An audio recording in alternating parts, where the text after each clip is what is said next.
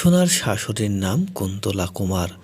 সোনার শাশুড়ির নামের শেষে কুমার শব্দ শুনে সেনগুপ্ত বাড়ির সবাই আশ্চর্য হয়ে যায় যে এই রুডির পরিবার কুমার বাবুর কেউ হয় না তো, নামের শেষে কেন কুমার শব্দ বলল। কিন্তু সোনা বিচলিত হয় না। সোনা শক্ত থাকে, সে তার মাকে উপযুক্ত শিক্ষা দেবে। তার মা যেন জেল থেকে বের হতে না পারে, সারা জীবন যেন জেলের মধ্যেই থাকে। তার বাবার অনুরোধ সে শুনতে চায় না। শুধু টাকার ব্যবস্থা না করতে পেরে সোনাকে বলে, তুই তোর মায়ের ব্যাপারে কোর্টে সাক্ষী দিস না। কিন্তু সে বলে, আমি সাক্ষী দেবই।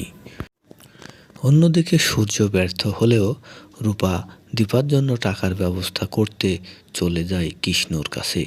সেখানে গিয়ে কৃষ্ণকে বলে, আমার কিছু টাকার প্রয়োজন, তুমি আমাকে কিছু টাকা দাও, আমি এই টাকা তোমাকে পরে দিয়ে দেব।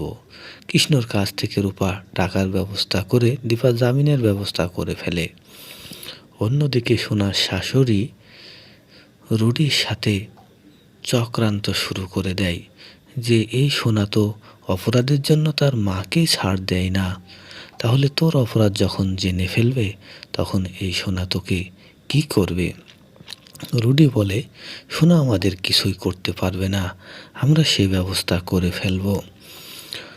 মায়ের সাথে রুডির এমন চক্রান্ত দেখে সোনা তো আশ্চর্য হয়ে যাবে।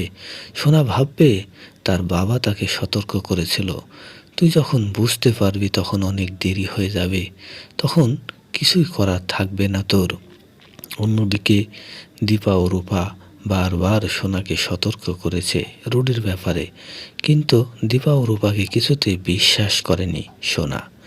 এমনকি সোনা তার মাকে জেলের ভিতরে রাখতেই তার শাশুড়ির সাথে সাক্ষ্য দিতে কোর্টে হাজির হবে। সোনার এমন কর্মকাণ্ডে সেনগুপ্ত বাড়ির সবাই আশ্চর্য হয়ে যাবে। অন্যদিকে উর্মি সহ সবাই দীপার পক্ষে থাকবে, কেননা তারা জানে যে দীপা সবসময় সত্য কথা বলতে পিছপা হয় না। দীপার সিদ্ধান্তই হয়তো সঠিক প্রমাণিত হবে, এমন বিশ্বাসে তারা সবাই দীপার পক্ষেই থাকবে। রূপা তার মাকে কথা দিয়েছে যে সোনাকে রুডির হাত থেকে বাঁচাবে। এবার দেখার পালা রূপা কিভাবে সোনাকে বাঁচায়।